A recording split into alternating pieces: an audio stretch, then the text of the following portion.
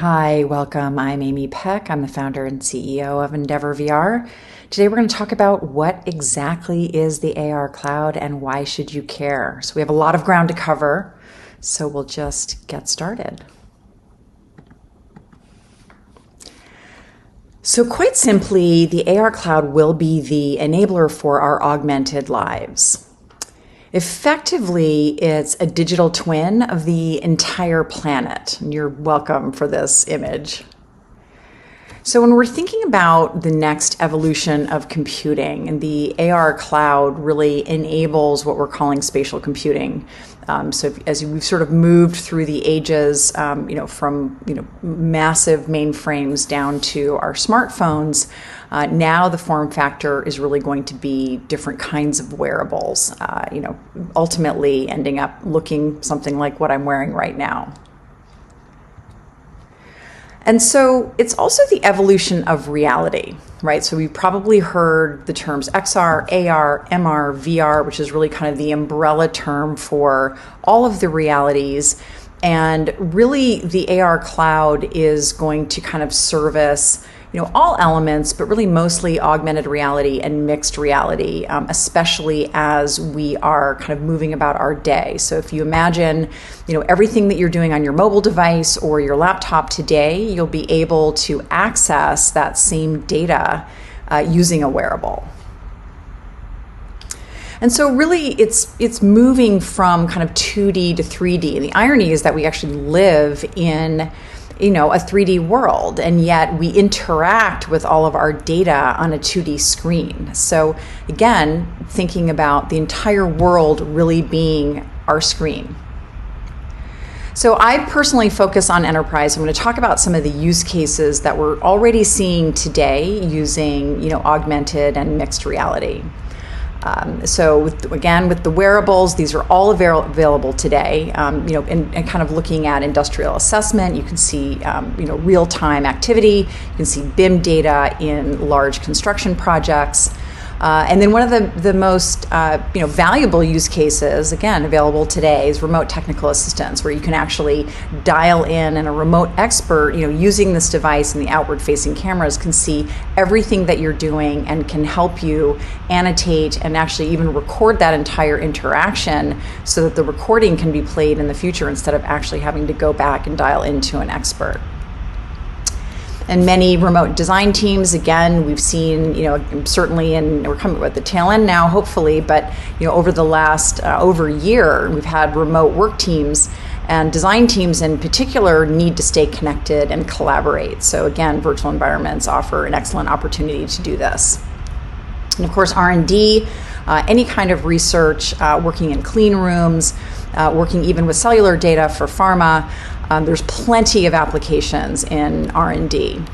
And of course, collaboration, right? We talked a little bit about remote teams and design, but every company now always has needed to collaborate, and especially now where you have disparate teams all over the world, not going into offices, and that may not change. We may have some hybrid version when we go back to work, where we may be only at an office for a couple of days a week, but this is a way for us to have that sense of presence and collaborate in real time. Surgical overlays, I don't want to spend a lot of time on all of these. Training. And of course, I think this is a big opportunity, is the opportunity to really be able to work with data from the inside out. And we're just beginning to scratch the surface of what that could look like. And so the use cases are endless. And again, the AR cloud is really the support structure, right? It's sort of the bones, if you will, that we're able to kind of hang all of these experiences. And big data is no longer big data, it's massive data. And it's the same with IoT. I don't even refer to IoT, the Internet of Things, as IoT any longer. It's really IoE. It's the Internet of everything, right? All of the machines are talking to each other. We're talking to the machines. They're talking to us. And so, again, as we scale up and have this digital twin of the entire planet, this is how we're going to be able to enable that data to be accessed, anywhere at any time by either a person or a machine. And so this illustration has been around for a long time, but we start to think about spatial computing as having these layers of data. And it's not unlike the way that we surf the web, except now we have sort of a location-based component to it. So you have all of this contextual data that will be around where you actually are in the world. And there will be a layer of data that will service your needs related to a particular location. And so the infrastructure for this is being built under our feet right now. So you've heard about 5G deployments, requires cloud and edge, remote rendering. All of these things are combining to really give us that seamless experience. I think if you remember the early days of mobile when you couldn't connect, or as the evolution of smartphones happened and you were unable to open an app or access data, the frustration. This is exactly the same moment in time. We just are accessing much bigger pools of data. And so IoE, the Internet of Everything, plus cloud, plus 5G, plus edge gives us smart cities. And again, smart cities will, all of that data layer will live on the AR cloud. So I'm going to give you a few examples. So this is an example of a mobile mesh. So we all have, we'll have LiDAR cameras on our new generation of smartphones that'll enable us to actually scan our environment. And we can actually create a persistent digital twin of our own personal environment, and we can allow all kinds of experiences to occur in there. But most importantly, what it does is it allows any digital objects that we're going to interact with in our personal space to behave the way they would in real life. So if a ball rolls behind a sofa, it'll actually be occluded by the sofa. If it rolls off a table, it will bounce. And then there's this volumetric spatial control. We talked about this spatial anchoring of these experiences. So there will be contextual data related to where you are. So it's about delivering the right experience to the right person in the right place at the right time.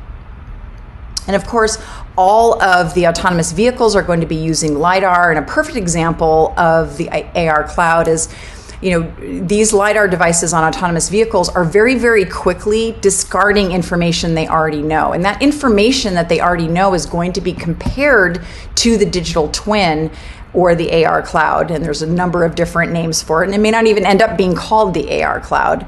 But that information will be thrown away so that cars can actually focus on looking for anomalies and things that could potentially be dangerous.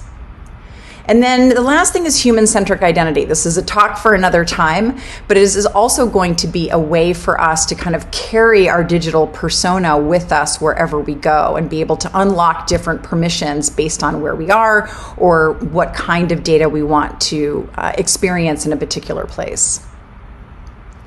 And though I focus on enterprise entirely, it's really, really important to keep an eye on consumer behavior, because a lot of the consumer behavior is going to drive what we're going to see in enterprise in the future.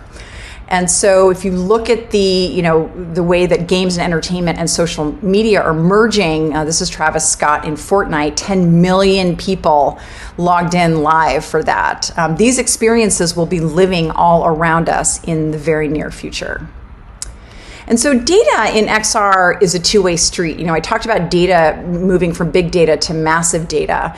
And so the data that we can actually interact with in these virtual spaces is massive. But we're also actually recording massive amounts of data. And again, going back to consumer, the way that we tell stories and we are sort of living out loud. Imagine creating this 3D story and anchoring it to a particular place so your friends can discover it. And that's sort of where we're moving towards.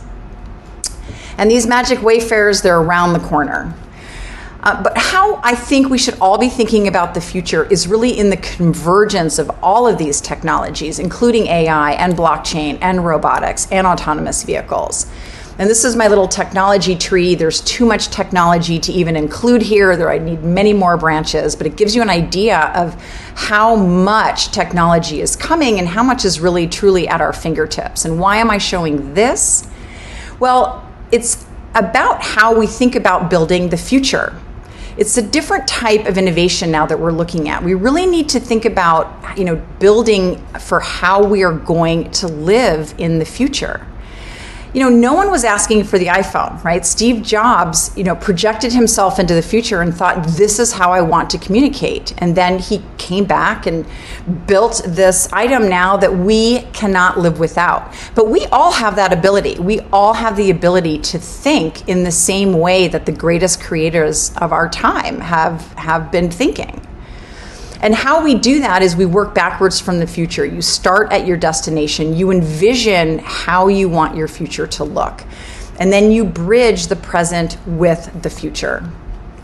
And mindset must change. It's about being proactive and not reactive, and really creating in our minds where we want to be in 10, 15, 20 years and building backwards from that. Instead of being reactive or even just trying to figure out where we might go from here, let's actually build a vision for what this future can look like.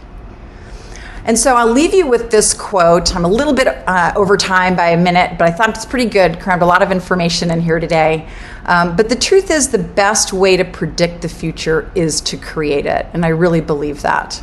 So I hope you will join me on this next journey for building our own amazing future. Thanks so much for joining me today.